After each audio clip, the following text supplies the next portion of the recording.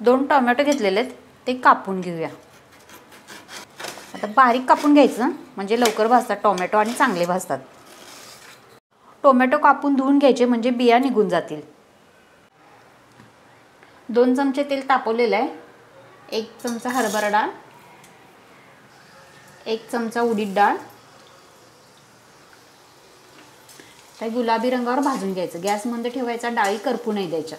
South Indian चटणी असतात त्याप्रमाणे याची चव लागते। जिरे टाकूया अर्धा चमचा, धने टाकूया अर्धा चमचा, मिरची, लसणाच्या पाकळ्या, थोडीशी कोथिंबीर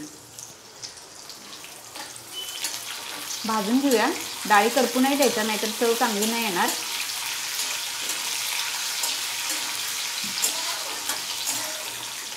एक मिनिटभर हे सर्व परतून घेऊया। टोमॅटो टाकून घेऊया।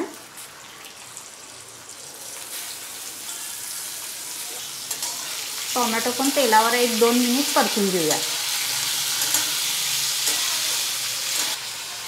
झाकण ठेवूया म्हणजे मऊ जरा भाजले जातील। टोमॅटो भाजले गेलेले आहेत, भाजल्यामुळे थोडे शिजतात पण। आता आपण याच्यावर झाकण ठेवूया आणि थंड करून घेऊया। आता याच्यावर मी पुन्हा झाकण ठेवते म्हणजे वाफेवर थोडेसे अजून मऊ होतील।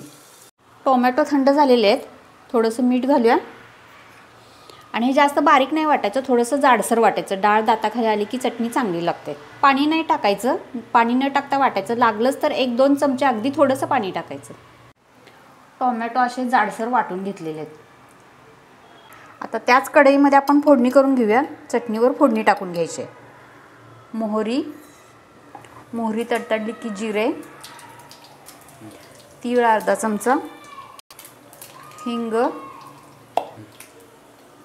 कढीपत्ता,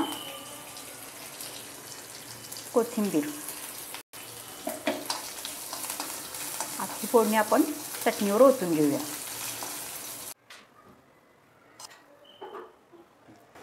अर्धा चमचा शेंगदाण्याचा कूट, मीठ टाकलेलं आहे आपण,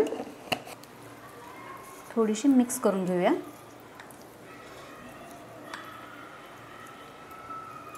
आपली चटपटीत टोमॅटोची चटणी तयार आहे।